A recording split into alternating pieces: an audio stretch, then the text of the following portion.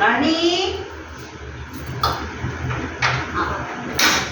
రాణి అత్తయ్య తలుపు అమ్మా. అయిపోయిందా షాపింగ్? ఏంటి గట్టిగా చేసినట్టున్నారు షాపింగ్? ఎన్ని చీరలు కొన్నారేంటి? మరి కొనాలి కదమ్మా, శ్రావణ మాసం వచ్చింది కదా. చూపించండి ఒకసారి. కూర్చో చూపిస్తానండి. బోర్డు మధ్యాహ్నం వెళ్ళాను, ఇప్పుడు వచ్చాను. అయితే చాలా చాలా తిరుగుతారు. మరి తిరిగాను ఇంచర్లోనూ కదా. మరి ఇక మా ఇంటి మా శ్రీవారి ఇళ్ళలో లక్ష్మీదేవి చీర, లక్ష్మీదేవి చీర తీసారు. బాగుందా? ఇగో ఈ చీర ఏమో ఇక బట్టలు మాకు బట్టలు ఉతుకుతుంది ఆవిడకి అన్నమాట.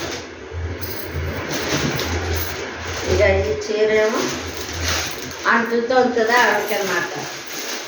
ఇక చూడు, అంచది పెద్దది ఉండాలి ఆవిడకి. కలర్స్ అయ్యి లైట్గా నచ్చాలి. అంటుతో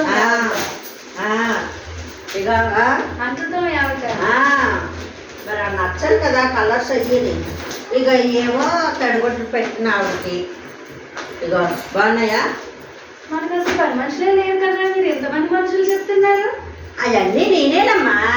మరి ఉదయం లేసి తడిగొడ్లెట్టు అంటలే తోముతానా, మళ్ళీ తర్వాత బట్టలు ఎత్తుతానా, మరి అందరినీ పెట్టుకుంటాను. అందరికీ చీరలు కావాలి కదా, తీయాలి కదా. అందుకని నేను ఆ పేర్లు చెప్పుకొని ఒక్కొక్క చీర తీసి మన పళ్ళు మనం చేసుకుంటే మనకు చీరలు మిగులుతాయి, మన మగవాళ్ళకేమో డబ్బులు మిగులుతాయి. ఆమె జీతం మిగిలినట్టు మనకు చీరలు మిగిలినట్టు గోల్డ్ చీరలు తీసుకోవచ్చు. అలాంటి పని నువ్వు చేసుకోమ్మా, పని మనుషులు పెట్టుకోకు. బాగున్నాయా? బాగున్నాయి, చాలా బాగున్నాయి.